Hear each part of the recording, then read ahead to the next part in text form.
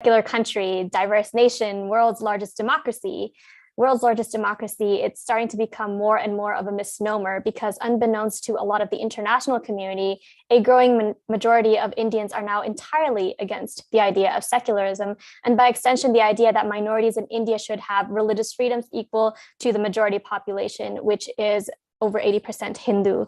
The very idea has become a crime in India today, as our esteemed panelists will tell you about in detail during this briefing. Hindu supremacist attacks against minorities in India just keep getting bolder and more invasive, taking issue with everything from the way Muslims and Christians pray to the way they eat, where they can conduct business, who they can marry, and how they can dress. A Muslim praying in public can lead to arrest under charges of intent to cause rioting, and a Christian passing out educational materials about their faith can lead to a mob attack and arrest for attempting to forcibly convert Hindus. A Muslim girl wearing a hijab to her college in Karnataka state is a criminal. A Muslim vendor setting up shop near a temple is criminal. A Muslim man being seen in public with a Hindu woman is criminal. A Muslim defending himself and his family from a Hindu supremacist mob is criminal and could result in his home being demolished. A Muslim freedom fighter criticizing the Modi regime is criminal and could lead to prolonged detention under terrorism charges. The very existence of minorities in India has become a crime, open to insult and ridicule and the target of violence. But you know what isn't criminal? Storming through Muslim neighborhoods while armed with swords and chanting genocidal slogans. That's just how people celebrate Hindu holidays these days. Putting Muslim women at risk through mock auction apps. Hindu boys will be boys. Let's just give them a slap on the wrist. Powerful politicians doxing minor Muslim girls over Twitter because they protested for their right to wear the hijab. No one is removed from office. Beating a Muslim man to death, that's an easy way to become a celebrity. And sitting back in silence while Indian democracy collapses and the blood of minorities is spilled, that is exactly what keeps Prime Minister Narendra Modi so powerful in a nation that is quickly turning towards fascism and genocide. I'd like to quickly play a video for you now that'll show you just how many anti-minority atrocities have been committed in the past week alone to better illustrate the situation. A moment, please.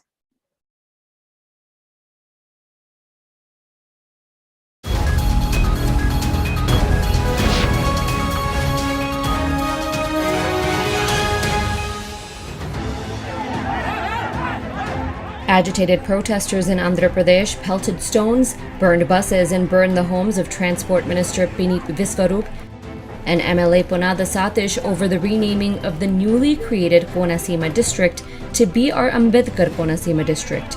The name change was prompted by the demands from Dalit groups to rename a district after Ambedkar, a champion of social justice and civil rights for Dalits. A priest carried out a divination puja on order of the Vishwa Hindu Parishad just 1 kilometer from 800-year-old Juma Masjid. The VHP, a Hindu militant group, claimed the ritual found that the mosque was built on land previously occupied by a Hindu temple. Section 144 of India's Criminal Code was imposed in Juma Masjid's area, which prohibits 4 or more people from congregating at one site. Sharananand भगवान का कृपा है और उधर एक गुरु सानिध्य है वो शैव भी हो सकता है वैष्णव भी हो सकता है ಆದರೆ ಈಶ್ವರನ ಲಿಂಗವನ್ನ Somnath ಲಿಂಗವನ್ನ Kashi Vishwanath ಲಿಂಗವನ್ನ.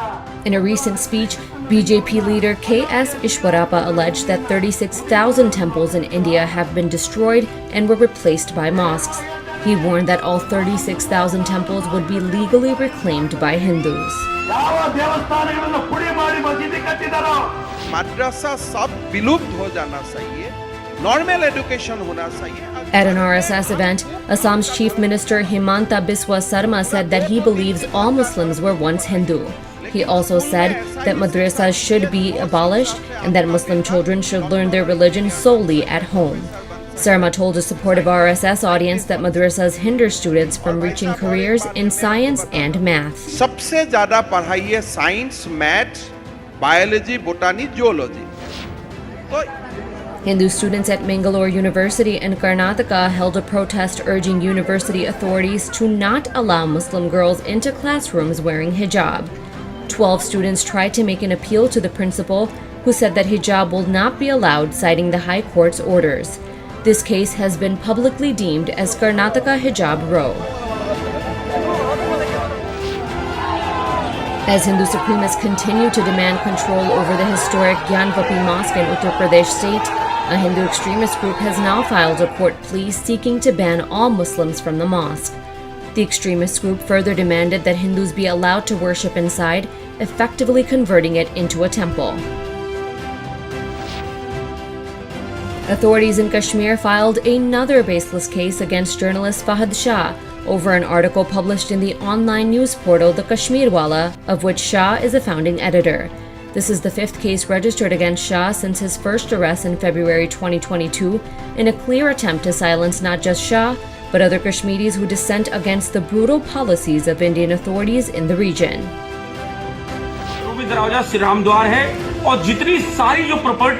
The far-right Hindu army claims that Shia Imambada, Rumi Gate, and Asafi Mosque in Lucknow, Uttar Pradesh are ancient Hindu structures. The army is moving petitions similar to the survey of Gyanvapi Mosque to prove their claims that these monuments were built by forcibly snatching land away from Hindus.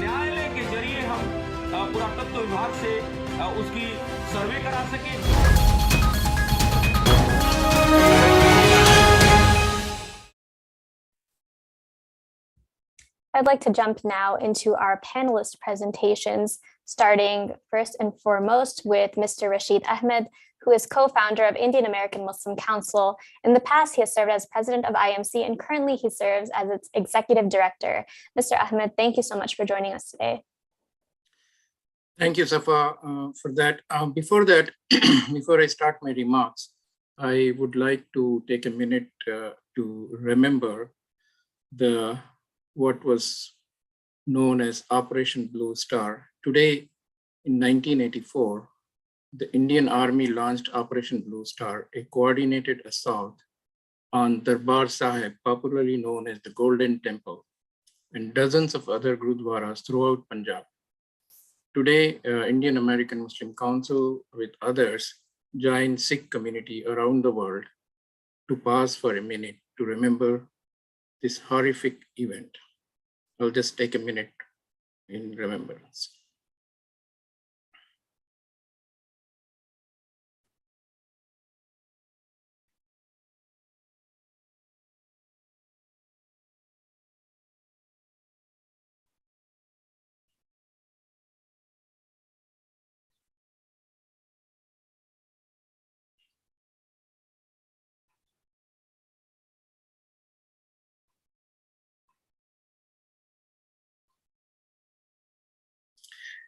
Thank you for that.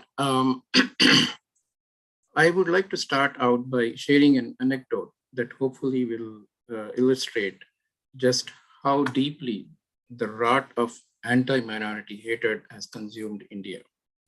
Over the past several years, and in fact, since the founding of IMC, our organization has been target of some truly unique insults from the Hindu right wing. We have been labeled as part of an international conspiracy to drag India's image. We have been accused of being anti-Hindu and spreading propaganda. We have been accused of being in cahoots with the government of Pakistan, and we have been accused of being linked to several terrorist organizations. All this harassment simply because we have pushed for India to honor its founding values of pluralism and secularism, and uphold the constitutional rights of all Indians. All this harassment simply because we have dared to say that Muslims, Christians, Sikhs, and Dalits, and other minorities are all human too. Unfortunately, a growing number of Hindu Indians have come to believe that Indian minorities do not deserve to be called human. You can imagine then how much worse it is to be a human rights defender in India, where speaking up for the rights of minorities has become criminalized. To quote Dr. Gregory Stanton, the founder and president of Genocide Watch, when nationalism is combined with religion, it becomes deadly. It turns nationalism into a sacred doctrine. Those who do not believe in it must be killed. He said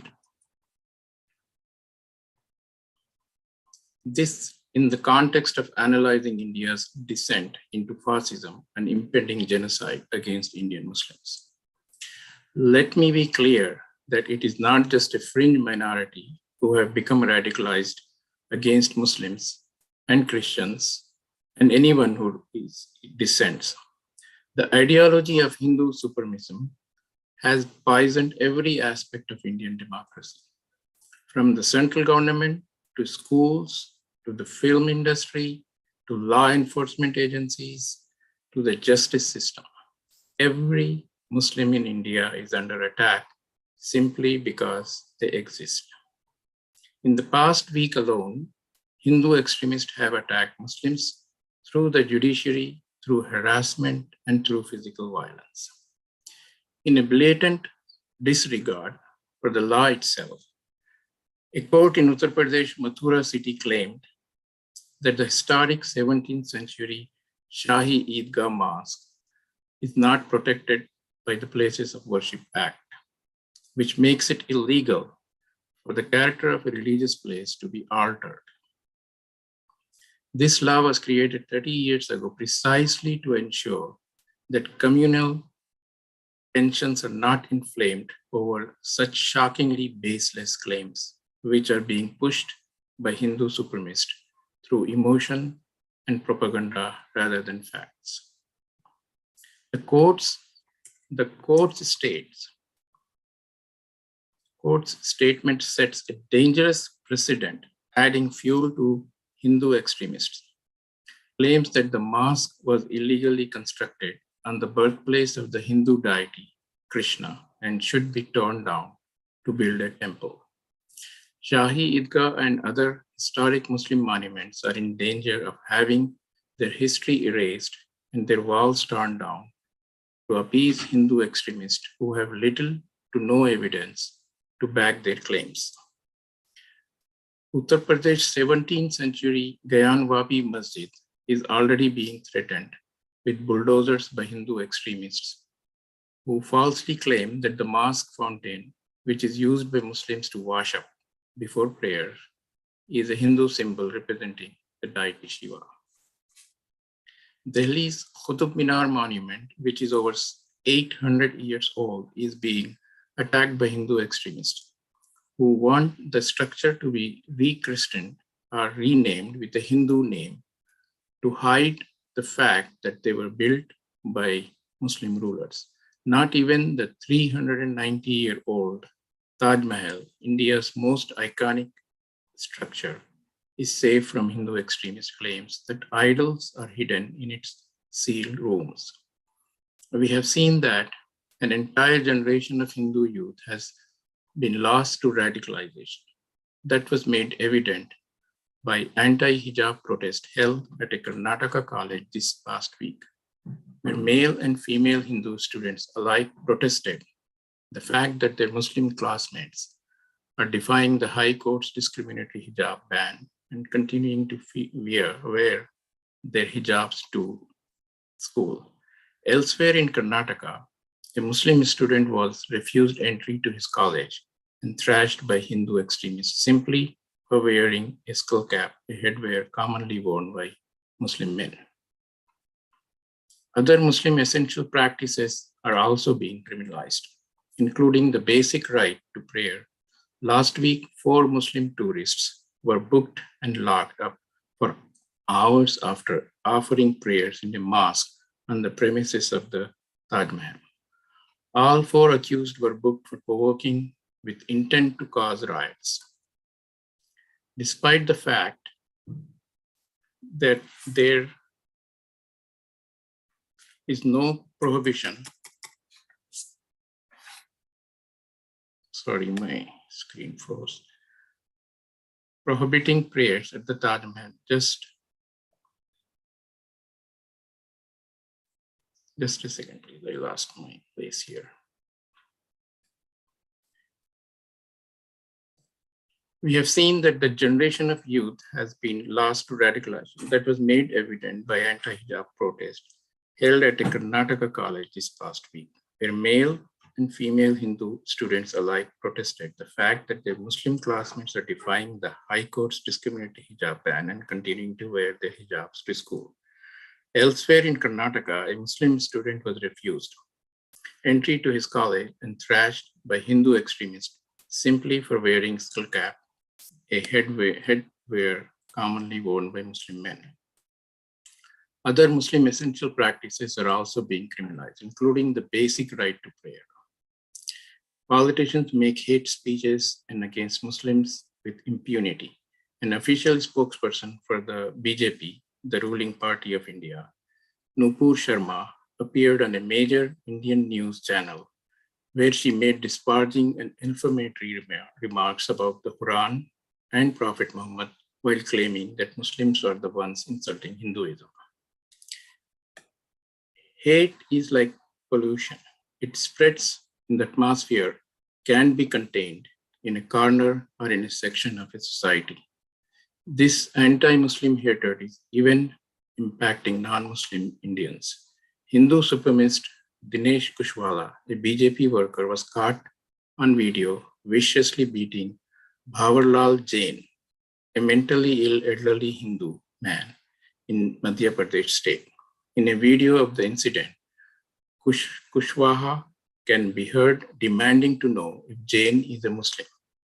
Jain died shortly after from his injuries.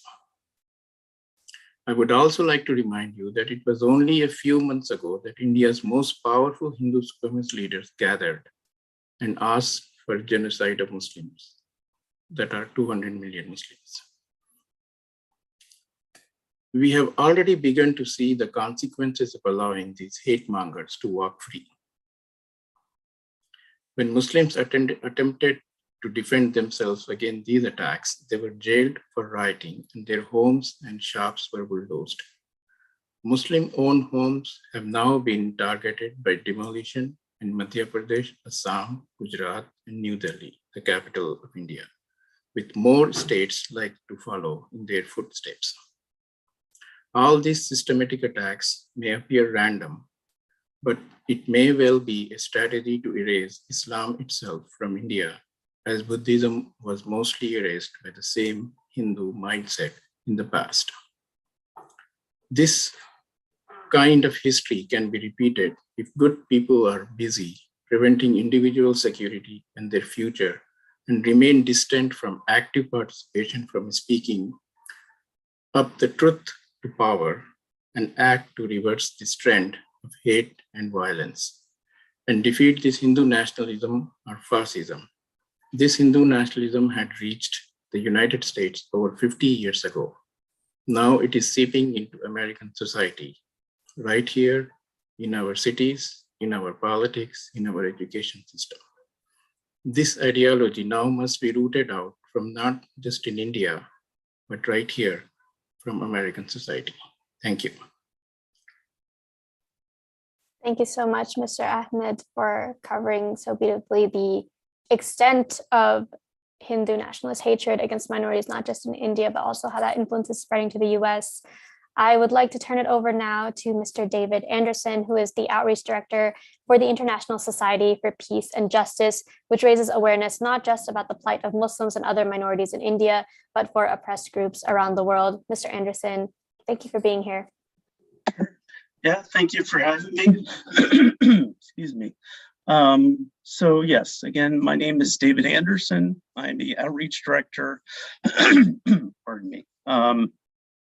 My name is David Anderson, and I am the Outreach Director for the International Society for Peace and Justice, a human rights organization. I come to you today during this briefing, not only as a representative of a human rights organization, but as a concerned American citizen who cares deeply about human rights and the ability of people throughout the world to practice their religion free from harassment. It is well past time to act and put a stop to the many human rights violations happening in India, which are getting worse by the day. United States government officials must raise this issue forcefully with their Indian counterparts. We cannot have a key member of the Quad, a nation we expect to work with us as a bulwark against the People's Republic of China, and be a partner in economic growth and combating climate change in the Indo-Pacific region, fall into civil strife and genocide. Failure to act now could result in incalculable destabilization in South Asia. We have heard many comments in private from members of Congress and their staffers that they are monitoring the human rights situation in India and are deeply concerned about it. It is great that members of Congress and the Biden administration are concerned, but what are they willing to say about it publicly? Do not wait until there is a crisis to act. As an example, the United States played nice with Russia and the Putin regime for 20 years because no one wanted to antagonize a nuclear-armed state. Now, Ukraine cities are being reduced to rubble. Millions of that nation's citizens have become refugees, while thousands of men, women, and children have been killed in horrific war crimes. The way in which the US and its allies have united in support of Ukraine imposed sweeping sanctions that isolated Putin from much of the world and rushed advanced arms to Ukraine is extremely commendable. And it is heartening to see an otherwise bitterly divided Congress come together to approve military aid packages for Ukraine. But what if? What if our government acted sooner and declared its unequivocal support for Ukraine, that the US and its allies would stand in support of democracy and firmly against autocracy?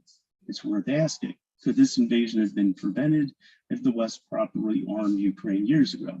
As our government representatives stated in no uncertain terms, the dire consequences Russia would have faced if they set one foot on sovereign Ukrainian soil. Excuse me. Let's not make the same mistake with India.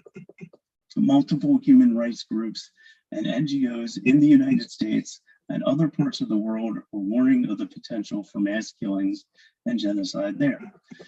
India also has a role in the invasion of Ukraine, as the government led by Prime Minister Narendra Modi and the BJP continues to buy oil and maintain military ties with Russia, despite the majority of the civilized world cutting ties with Russia.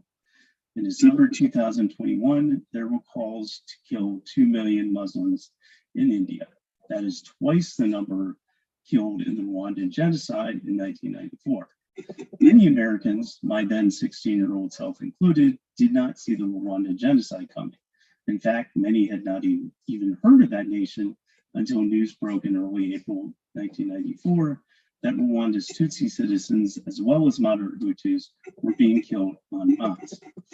Dr. Gregory Stanton, founder and president of Genocide Watch, predicted the genocide in Rwanda, and he has been sounding the alarm about the same happening to Indian Muslims since January. Dr. Stanton has said in interviews that he raised the issue of genocide in Rwanda in 1989 when the government began issuing identity cards that included citizens' ethnicity. He noted that processes such as ethnic identification are an early warning sign of genocide. India, during the present day, is well along Genocide Watch's 10-stage scale for the risk of genocide. Genocide Watch has been warning of the risks of mass killings in India since 1,000 people were killed during anti-Muslim riots in the state of Gujarat in 2002. India is currently a stage 5 organization, according to Genocide Watch's website. Dr. Stanton also noted that at this time in India, there is, quote, persecution, we have lynchings, we have attacks on churches, we have attacks on mosques, we have arrests of Bengali Muslims in Assam, we have arrests of Kashmiri Muslims. All of those early warning signs are already there, end quote. He began speaking out in January after Hindu extremists issued calls during the December 2021 gathering in the city of Haridwar to kill 2 million Muslims in India. Dr. Stanton has highlighted issues such as hate speech against Muslims, the revocation of majority Muslim Kashmir special status in 2019, as well as the passage of the Citizenship Amendment Act that excludes Muslim migrants from gaining Indian citizenship, while people of other faiths who seek refuge in India can seek citizenship. Members of Congress, if you are paying attention now, there is no way you can say later on, well, I didn't see it coming.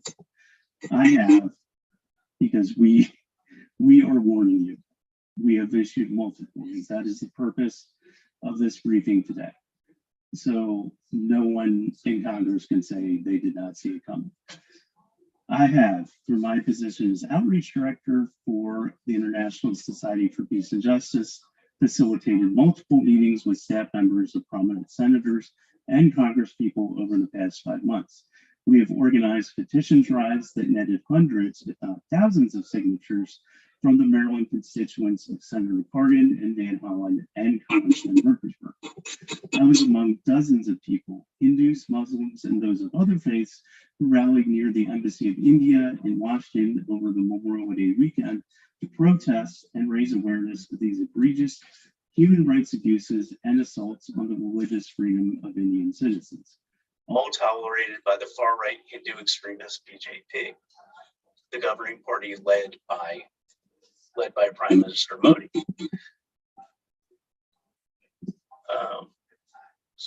Sorry, I'm gonna Zoom call. Sorry about that. I had somebody come in. Our group has called for the restoration of democratic, secular governance in a nation that has long had a reputation for being the world's largest democracy. That is not the case today. Modi's authoritarian government has remained silent while India continues to slide into civil strife. If this slide continues, you can imagine worst case scenarios, including Pakistan invading India to protect the Muslim population. Please note that both countries have nuclear weapons. Another terrifying scenario involves ISIS and other jihadi groups using this persecution as a casus belli to start an insurgency in India. How can India be a stable partner with the US and other Quad allies if it is fighting a jihadi-inspired insurgency in its own country? We at ISBJ have some of the following asks of the United States government. Number one, designate India as a country of particular concern as recommended by the US Commission on International Religious Freedom for the past 3 years. Seek sanctions against perpetrators of these anti-Muslim, anti-Christian persecutions under the Global Magnitsky Act. United States should use its military and economic ties as leverage to improve human rights, pressure India to protect Muslim and Christian places of worship, and revoke the CAA and the National Registry of Citizens. We have the power, we have the might, we can bring the world together to stop this before disaster happens. Thank you. Thank you so much, Mr. Anderson. Our next panelist is Nikhil Mandalaparthy, who is the Advocacy Director with Hindus for Human Rights, a US-based organization that advocates for civil and human rights in South Asia and North America, providing a Hindu voice of resistance to caste, Hindu nationalism, Islamophobia, and all forms of hate. His writing and reporting on religion, politics, and South Asia have appeared in media outlets such as Foreign Policy Magazine, The Diplomat, Scroll, The Wire, and South Asian Voices, and he was a reporting fellow with the Pulitzer Center for Crisis Reporting. Thanks for joining us, Nikhil. Thank you so much, Safa, for that introduction, and to all of my fellow panelists today for joining this very important and timely briefing on rising violence against minorities in India. As Safa mentioned, I'm with an organization called Hindus for Human Rights, where I serve as the Advocacy Director. And in this current moment in Indian politics and society, when we are seeing widespread forms of violence in so many different parts of India, inflicted by an ideology which believes that Indian identity should be synonymous with Hindu identity, this ideology of Hindu nationalism, we believe it's important to stand up as Hindus from across the world, from the diaspora as well as in India, and raise our voices against this ideology of hate which is coming from our own community. My fellow panelists have shared in detail several different incidents and troubling sort of occurrences which are taking place in India in recent weeks. I want to hone in on one example which was mentioned by Mr. Ahmed a little bit earlier, and that's this attack on a man named Bhawanlal Jain. Bhawanlal Jain was a 65-year-old man from northern India. He belonged to the Jain community, which is a very small religious minority in India. a few weeks ago, he was sitting on a bench in the state of Madhya Pradesh, in the district of Neemuch. He had just visited a religious event in the neighboring state of Rajasthan. He was returning back to his own village when he lost his way and ended up in a similar sounding village in this district. And while he was sitting on this bench, a Hindu man named Dinesh Kushwaha came over to him, asking if he was a Muslim. Dinesh was the husband of a local BJP leader, the party which is ruling India at the present moment. And Bhawarlal Jain was mentally disabled. He had some disabilities and was struggling to answer that question. And in response, this husband of the BJP leader started physically assaulting him. And he actually handed over his phone to a kid on the street and asked him to record what was going on.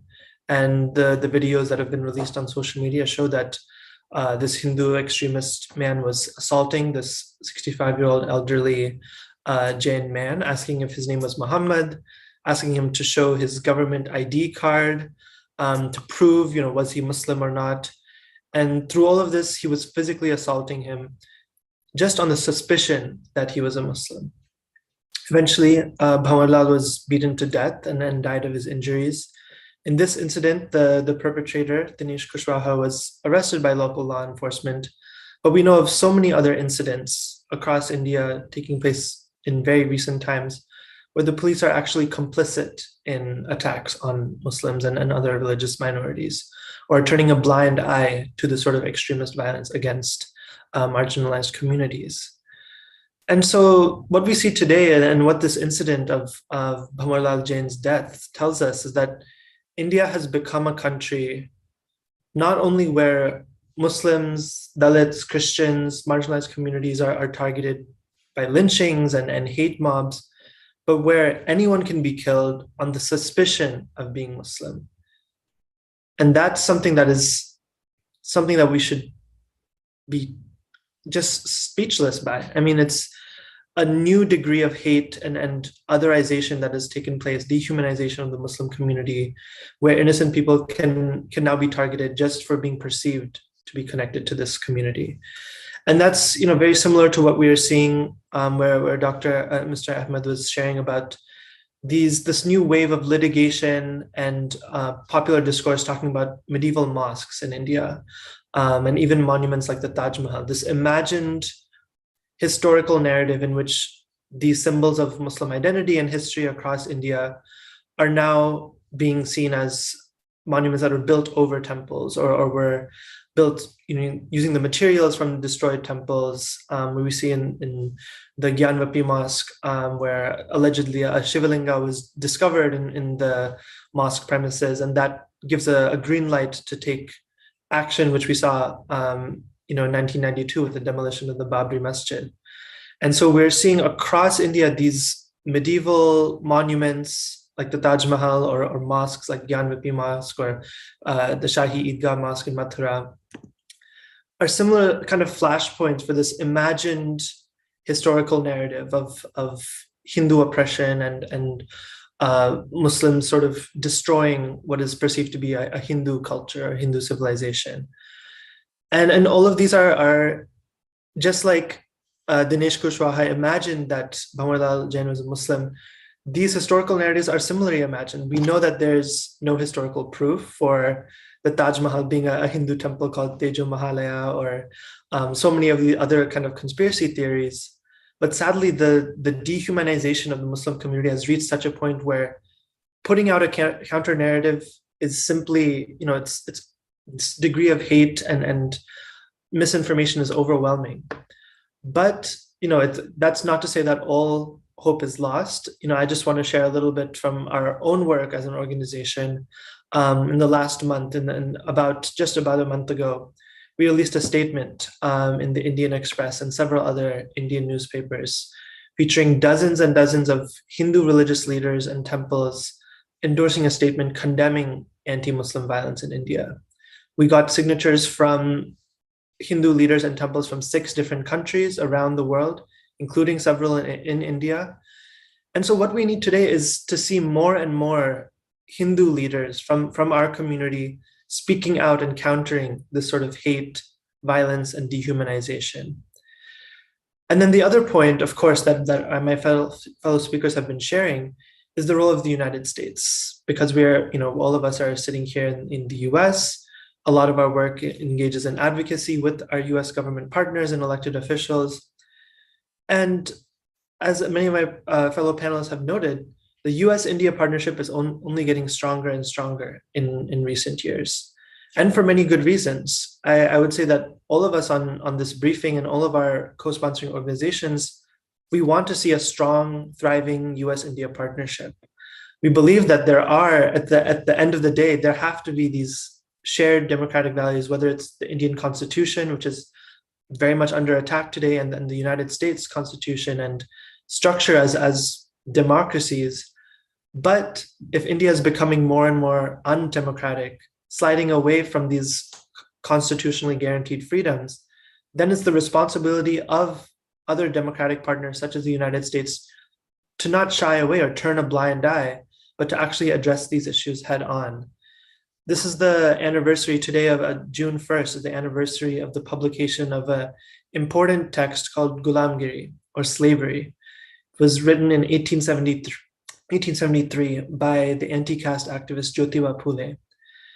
This is a text that was dedicated by Jyotiba Phule to, and I quote, "the good people of the United States as a token of admiration for their sublime, disinterested, and self-sacrificing work in the cause of slavery." So Jyotiba Phule in 1873 dedicated his anti-caste text to the people of the United States who worked to abolish slavery around the time of the Civil War. And decades later, we saw that American civil rights activists, such as Martin Luther King Jr., turned to India to learn tactics and strategies for civil disobedience and enacting social change. And so there's a long history of solidarity, of shared principles of social justice and liberation for all that exists within our own history as Indian Americans, Indians, and Americans. And today, so as the US-India partnership is growing stronger and stronger, we need to look back at that history of social justice and solidarity. And as India is becoming increasingly violent and unstable, we need our elected officials, we need our administration right now to raise these issues again. It's time for the United States, whether it's the Biden administration, the State Department, members of Congress, we know that the Indian government is paying attention to what the world says about it. And so these sort of incidents may seem like one-off, it's a so-called fringe incident, or it's taken care of by local law enforcement, but they keep happening. And there is a consistently documented pattern of hate and violence in India that is taking it away from being a liberal democracy where pluralism, civil rights, and human rights are guaranteed for all.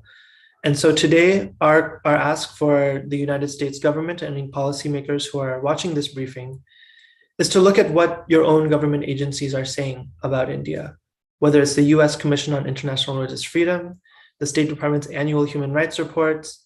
There's a strong consensus that India is going farther and farther from being a democratic country where rights of minorities are guaranteed. And it's time for everyone to wake up and take a more proactive role in challenging this injustice. Thank you. Thank you, Nikhil. I just want to say that before we get to our last panelists, I'd like to remind you that we will be having a Q&A session with all of our panelists at the end, and you can start submitting your questions right now in the chat box, which is open. Our last speaker, but certainly not the least, we have John Prabhudoss, the chairman of the Federation of Indian American Christian Organizations, abbreviated as FIACONA, a national umbrella organization of Indian American Christians and of those who are interested in issues affecting Indian Christians.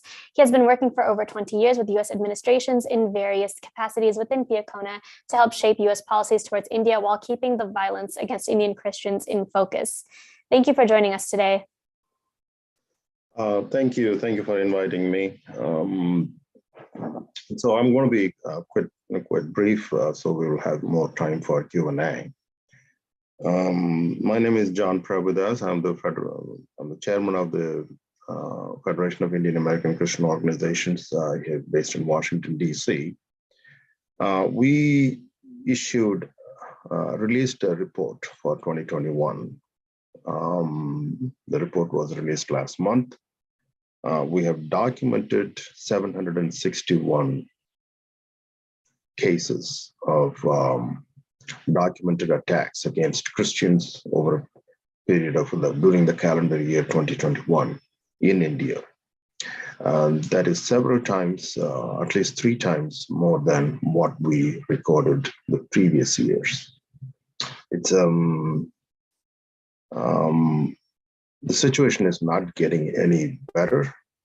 In fact, the 761 may seem like a small number, but that's only recorded and reported incidents. There are, we estimate, at least 3 times that number is not reported for various reasons. The report is available on our website, fiacona.org. It will be available in Amazon also, if you wanted to take a closer look at what the report says. Now, I want to shift gears here and want to just quickly mention a couple of things before we get into the Q&A. So India is critical for the interest of the United States, given the China factor. Okay, that much we all know. We have been told that over and over by officials visiting U.S. From India, by our own American political leaders and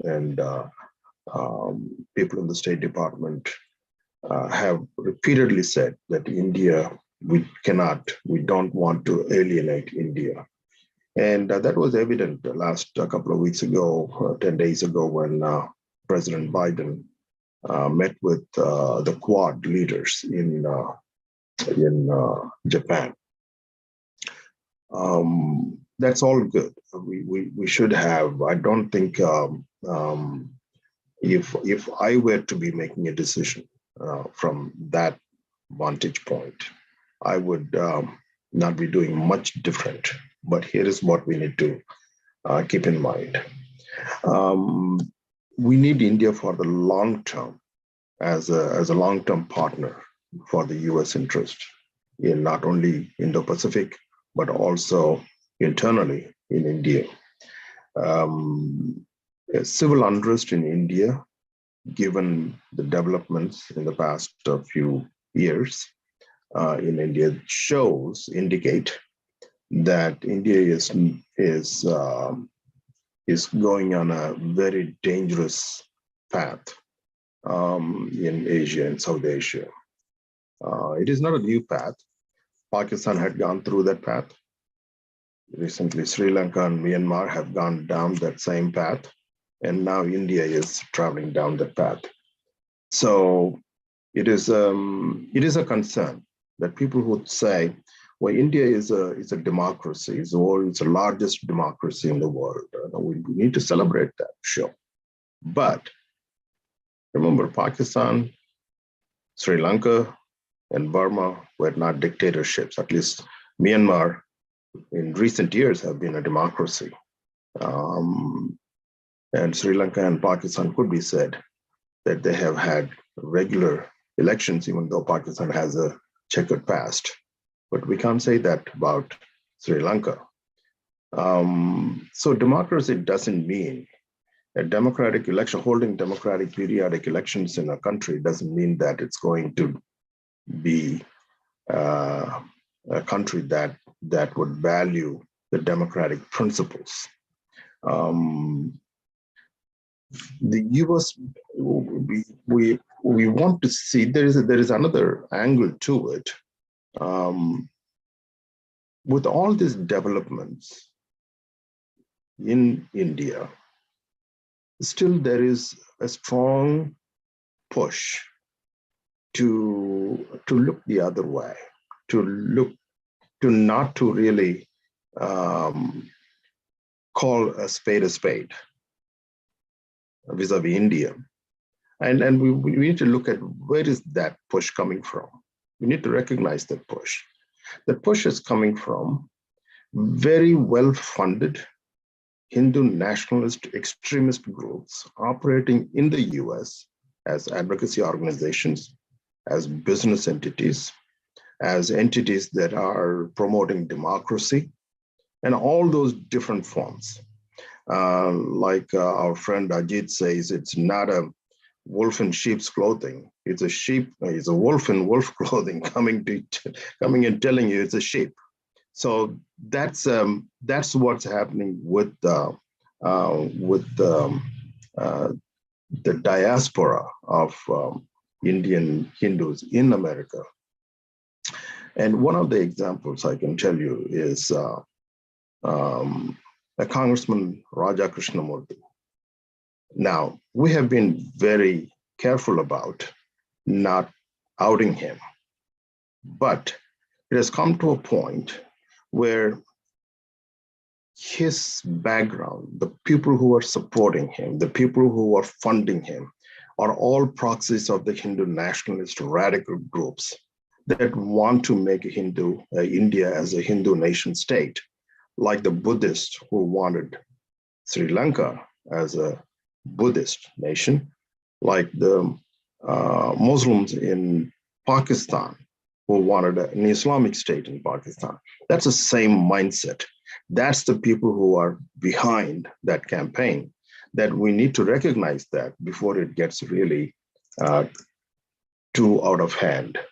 The Hindu nationalism has infiltrated the US establishment very well, very succinctly. I mean, they come to the Capitol Hill, come to the US administration officials and talk about how great the Hindu religion is, which is true. Hindu religion, there is nothing wrong with the Hindu religion. The problem is the Hindu nationalism, which is a radical form in the name of Hinduism. They will come and talk about the yoga and get you a stretch band and make you sit down on the floor and do a yoga with them. All that is good. But we should recognize that this is not the group that wants to keep India as a democratic state with democratic values in a country respecting democratic values. So we failed to do anything about this. When we recognized, when we saw, we all knew what was happening in Pakistan or Sri Lanka or Burma.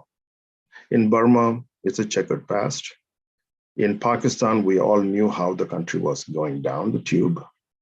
Yet our officials, our diplomats kept saying that, no, we should not say anything about Pakistan because it is still a democracy in some ways. It's holding elections. It has a judiciary, and we most of all we need Pakistan's cooperation to fight the terrorism in Afghanistan, or to keep the Soviet Union out of the former Soviet Union out of Afghanistan. Those were the arguments for the national security interest of the United States.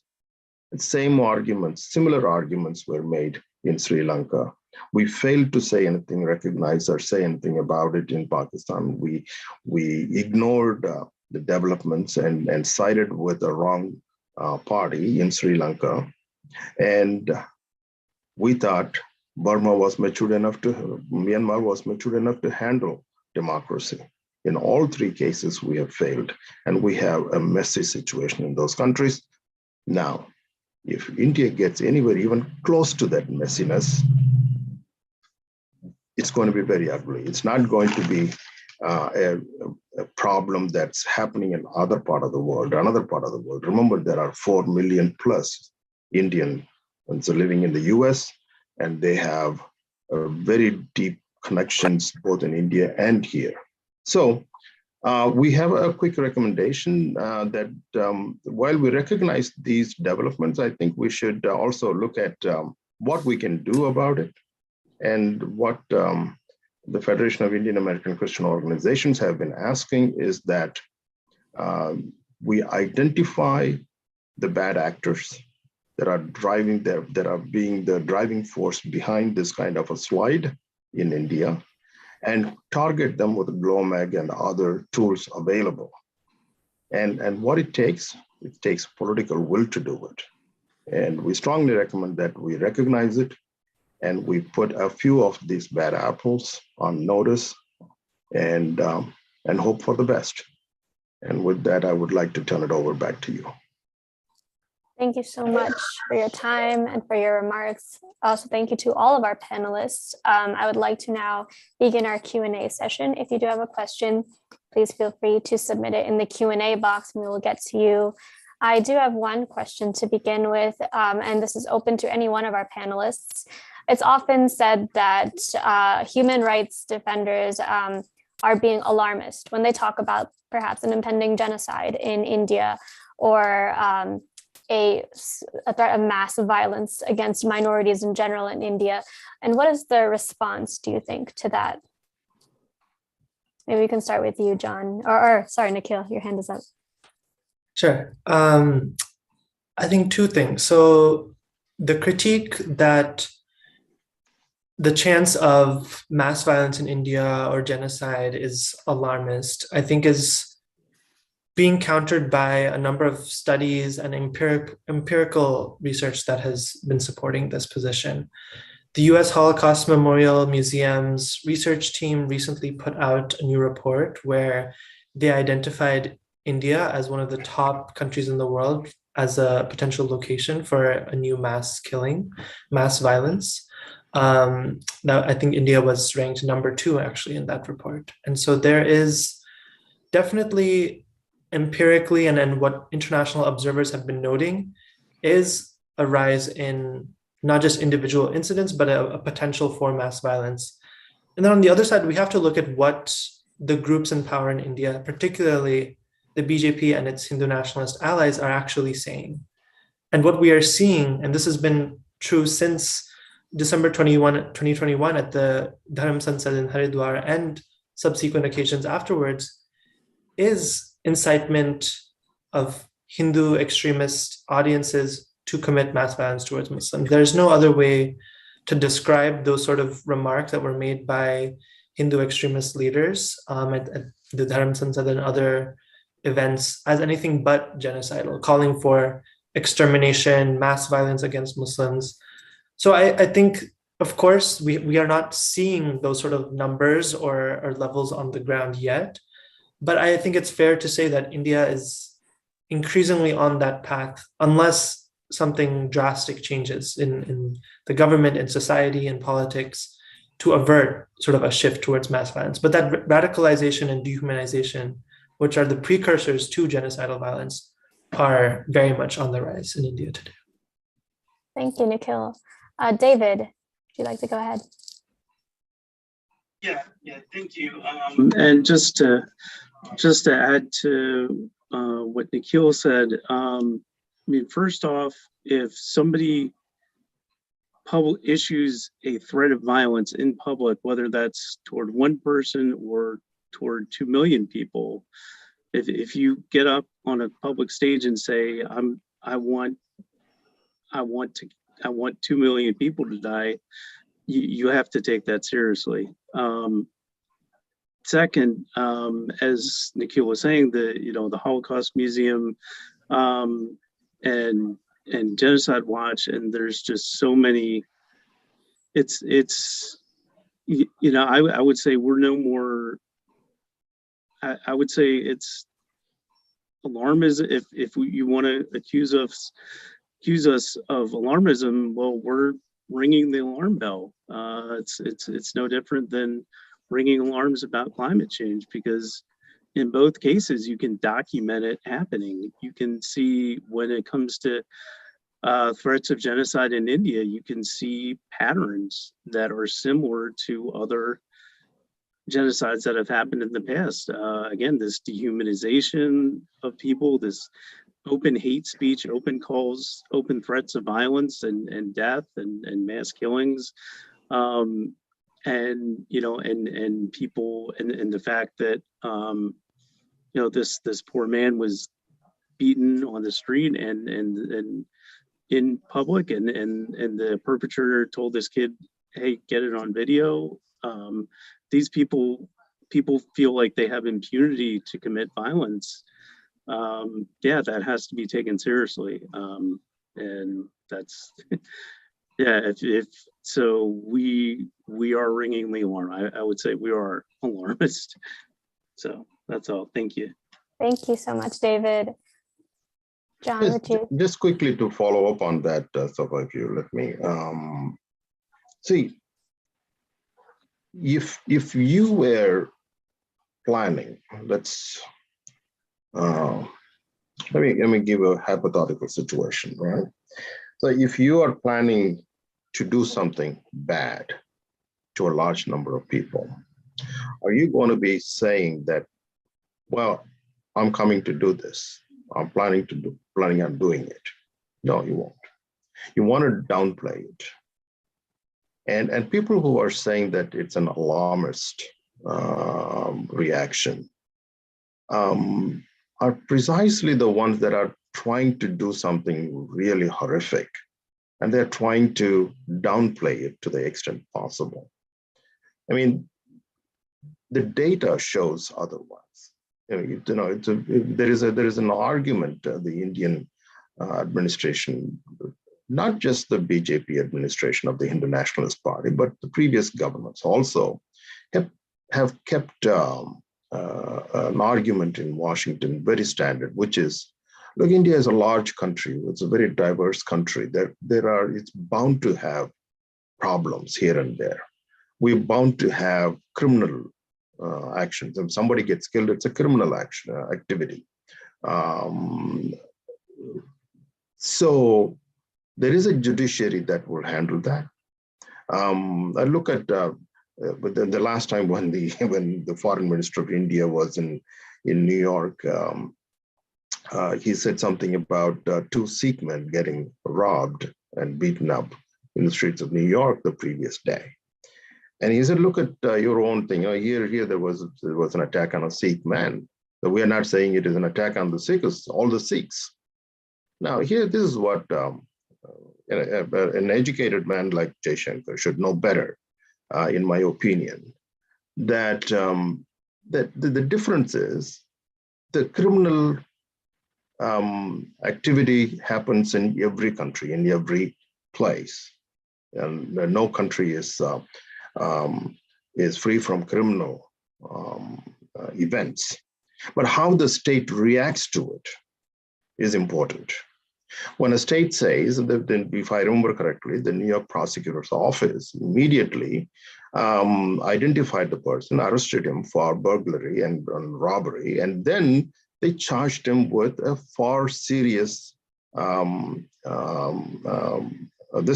case, and they said he was charged under the Hate Crimes Act.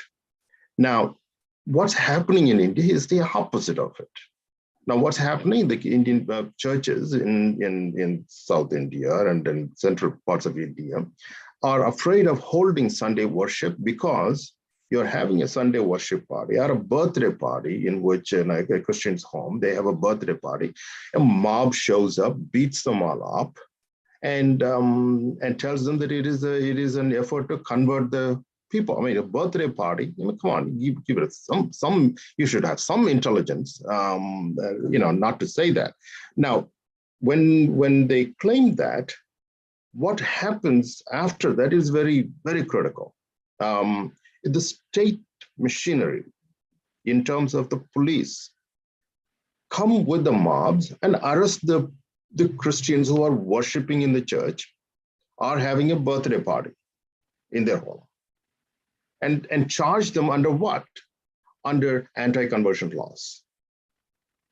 Now, once they are charged, they have to spend next 2, 3 years, 5 years, if they are lucky, going, hiring the lawyers, getting to the courts back and forth to fight that case. It's a drain, emotional and financial drain on a Christian family to fight a made-up, charged, fake case that was leveled against them by the state. Now, if somebody wants to sit here and say, well, it's an alarmist group, that's any common man with common sense would know better. That's what I would say. So I appreciate that explanation. Thank you so much to all of our panelists for answering that question. I do wish we could get to all the questions, but unfortunately we are running short on time. So I'll just end with a message to those of you who are watching from outside of India, to echo all of our speakers here today who each came with an ask to the government of the United States. I urge you now to speak up and contact your congressional representatives and demand that they speak out now against the persecution of minorities in India if we don't want to see a repeat of the Uyghur genocide or the Rohingya genocide or the Rwandan genocide. We cannot afford inaction. If we do not speak out now, minorities in India could very well meet the same fate. To end, I'd like to thank the co-organizers of this briefing, Genocide Watch, World Without Genocide, Indian American Muslim Council, Hindus for Human Rights, International Christian Concern, Jubilee Campaign, 21 Wilberforce, Dalit Solidarity Forum, the New York State Council of Churches, Federation of Indian American Christian Organizations of North America, India Civil Watch International, Center for Pluralism, American Muslim Institution, Students Against Hindutva Ideology, International Society for Peace and Justice, the Humanism Project, and Association of Indian Muslims in America. Thank you once again for joining us this week. And